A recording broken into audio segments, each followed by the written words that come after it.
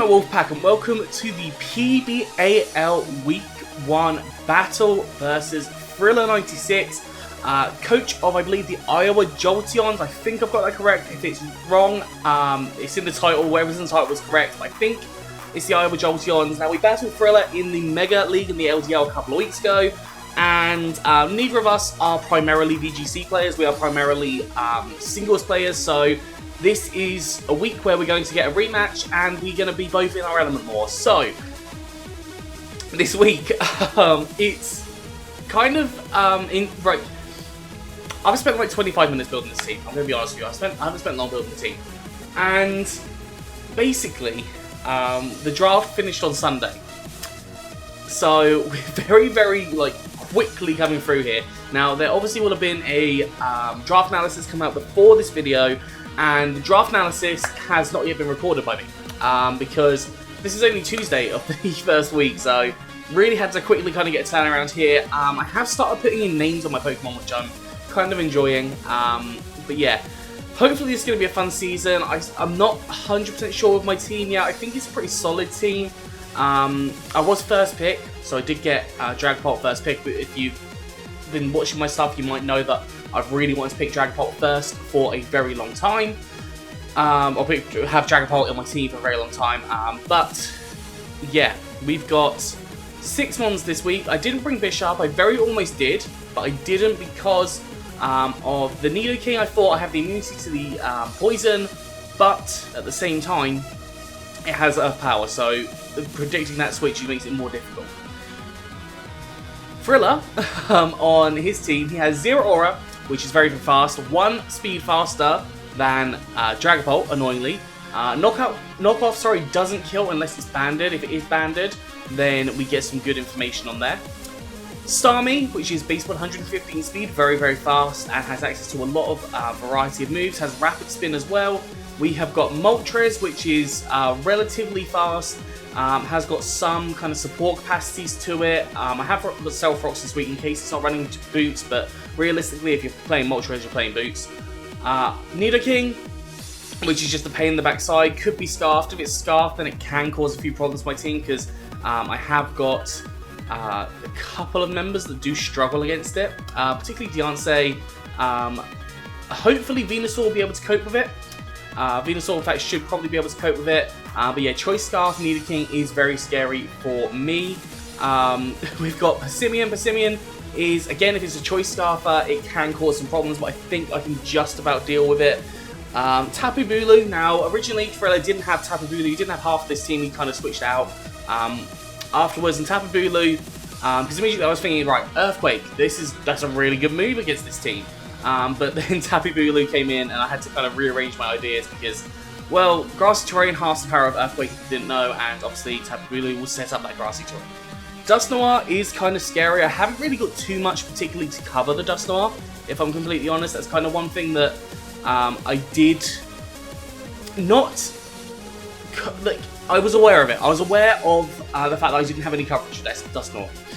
But I just couldn't find anything. I didn't really have the time to sort everything out.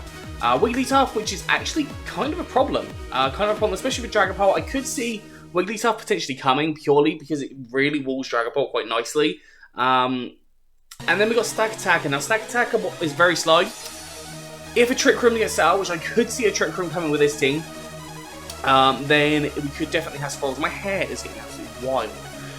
Sorry, that was just, I just got to tell myself, and I'm just like, my hair is just all over the place. I'm going to go cut it tonight, or do something. I wish I might do tomorrow. But yeah, back to the video. Very scary team, honestly. Yeah, so, my team, I've got Thunderous Furion. Now, I've never used Thunderous Furion before. I've really wanted to for a very long time. I wasn't sure whether to go Incarnate or Furion, but I did go for Incarnate, and it does outspeed a lot of the mons on his team. We've gone for Heavy Duty Boots because, realistically, that was the only item I could fit really nicely onto it. Obviously, rocks are possibly coming through the Nidoking, potentially. Yeah, so, and also the Stack Attack will definitely be Stealth Rocks as well. And being able to come in on that, obviously, is going to be nice. Thunderbolt, powerful electric type attack, boosted by stab. Hits Starmie, Moltres. Persimmon hits really hard. Tapu Bulu even hits relatively hard, even though it's resisted. Dusknoir, I think it's probably a 2 or 3 hit KO. Wigglytuff, I think there's a chance that it goes down depending on what kind of variant it is. Guzzlord is a problem. I have to go Sludge Wave against Guzzlord, which I'm not really a huge fan of, but you know, we'll deal. And Thunderbolt on the stack attacker, you know, nothing's resisted there, so it should be fine, but honestly, I don't really want to stay in the stack attacker because of rock type attacks, because they are obviously very scary. Psychic is there for the Nidoking, and Sludge Wave is there, particularly for the Tapu Bulu. Bulu, it just flat goes down to a Sludge Wave, like 100%. Obviously, the Sludge Wave can still be used on different Pokemon. Wigglytuff as well is a really good option to use Sludge Wave on as well. So yeah, that's Thundurus. We are designed to outspeed the Moltres. The Moltres, if the Moltres is maximum possible speed, we outspeed it, which is really annoying because I wanted to go Modest, but I had to go with the Timid for like literally free stats or free point speeds, whatever they are. Can't think of a word to name them. And I just put the rest in HP because I was just like, realistically, giving it a bit of bulk probably wouldn't hurt. Like, yeah. Moving on to the second one, we have got Toxic, the Blaziken. This, the story behind Toxic is that when I was doing Gen 3, I wanted to see if you named the Pokemon like Torchic, and then it evolved. I wanted to see if it's kept it named Torchic, and I accidentally misspelled Toxic and only realised like the 4th gym. So, yeah, Toxic is here with a Choice Scarf. Now, I thought Choice Scarf just works nicely. Obviously, Nidoking can outspeed me if it's a Choice Scarf, so I do need to be very cautious of that. But we have got enough speed here. In fact, I need to regen that quickly because it needs to have the Jolly Nature. It hasn't got a Nature on there at the minute, so I will regen that before I start the match. Yeah, this thing can honestly just cause a lot of damage. I need to get some chip damage on each of the mons, and the Stealth Rocks can really help me with that. But as long as I've got a little bit of chip damage on each mon, this thing can probably come in and sweep with Flare Blitz, again, except for the Sami. And can just hit really, really hard on the majority of the team. I did put Earthquake on here. It is purely there for the Nidokings. I don't really have much more that can destroy the Nidoking. But I have the Earthquake there if I need to use it. Obviously, if Tapu Bulu's gone down, then obviously that works really well. But if not, I've got Close Combat as a backup for like the Stack Attacker, and like not the Wigglytuff necessarily. The Wigglytuff probably go for Flare Blitz, but Close Combat also is a strong, powerful attack I can use. Also, it's boosted by Stab, so it's quite powerful. But yeah, that is Blaziken in a nutshell, realistically. Next up, we got Shoes. Mudsdale, the Shoes. That's because, realistically, Mudsdale can actually do some stuff here. High horsepower, really good against this team. It just hits a lot of the mons quite nicely. Rock Slide obviously destroys the Moltres in every way, shape, or form. We can just hit different mons on the team. Stealth Rocks, because having Stealth Rocks is going to be really helpful. And Heavy Slam, because realistically, if you've got a Tapu Bulu, that can come in against the Mudsdale and can start to tank hits. Sorry, it can... Let's try that again. It can come in against the Mudsdale because obviously that's a very solid switch. And Heavy Slam on the prediction is a possibility, but also Starmie is a possible. So I do need to consider what my options are there. But I think Mudsdale is definitely going to be a really solid mon, especially getting those Stealth Rocks up is going to be really, really helpful. Moving on to our fourth Pokemon, Froggy. We've got Froggy, the Venusaur. And we are going with a really bulky special attacking set. Honestly, Venusaur looks like it can do a lot of work here.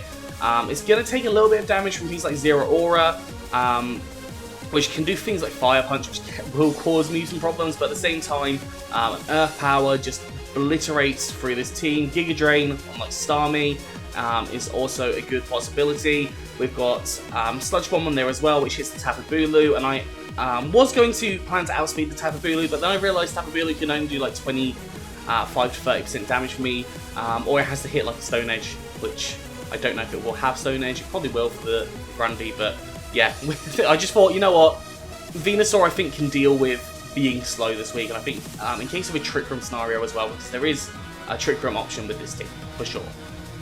But yeah, that's Venusaur in a nutshell, really. Toxic is there just for chip damage on different things, like Guzzlord is a bit of a problem and Dusknoir a bit of a problem, because they are very bulky, so I thought Toxic just starts to break them down a little bit easier. Next up, our fifth Pokemon is Princess. Now this thing can just come in against Guzzlord and set up a Carmine quite happily. We've got Power Gem, Moonblast, and Earth Power. Earth Power obviously doing a lot to a different Pokemon on this team. Moonblast hits things like the Guzzlord for super effective damage. The Earth Power hits the Stack Attacker. Dusknoir we can Moonblast, which is powerful. Wigglytuff we can also Moonblast. Tapu Bulu, it does hit us very hard. Honestly, it does hit us hard. If it's an AV Tapu Bulu, it could be a problem, but we should be able to hopefully live one hit from a Power Whip. Persimmon, Moonblast, Nidoking. We can go for Earth Power against Nidoking. It isn't a one-hit KO, but if it's chipped, it can't take us out in one hit unless it's like crit specs, I think. Even like a crit specs, I don't think will fully take us out. Moltres, obviously we've got Power Gem there, which just destroys it. Starmie is a problem. I will fully admit that Starmie is a problem, but we'll deal with that when it comes along. And Zero Aura can't do too much to Giantsy. It can do a little bit, but it can't do too much. So Giantsy can be quite nice because obviously he's got huge base stats in its defenses. And hopefully it's going to be able to cause some problems for Brilla's team. And finally, we've got Phantom, named after the Phantom Michael, because you know, me and the Phantom Michael get on quite well. And yeah, this thing, I couldn't decide what my sixth one was, honestly. I just could not decide. I went for the Dragapult, and its choice specs. It's designed to outspeed a Adamant or modest Zero Aura. So if it's not plus speed nature, it outspeeds a Zero Aura by 1 stat. We've got choice spec, Shadow Ball, which just can destroy a lot of the team. Draco Meteor, I thought that would work really nicely. Obviously I'd have to switch out, but I have got Bulk on some mons to be able to do that. We've got Thunderbolt, which again for coverage, and then Surf to just cause problems for different Pokemon. In fact, I didn't even need Thunderbolt on this, but you know, if it's a play that I need to make, that for example I've got Moltres and Starmie left, then the Thunderbolt is obviously going to be the option. So yeah, that's what it is. Defense there is, I've just gone straight defense because Zero Aura with knock off. Because if it knock off, it does cause some problems for me. And it can do like 60-70%, which is a lot of damage. Yeah, so, yeah, this is my team. I don't really know what to say. What am I predicting them to bring? I think Zero Aura is coming. I think that Starmie's probably coming. Nidoking definitely. Bulu makes so much sense. Wigglytuff I could see. Stack Attacker I reckon I could see as well. In fact, I could see all of this team coming. Honestly, I could see any member of this team coming to this match.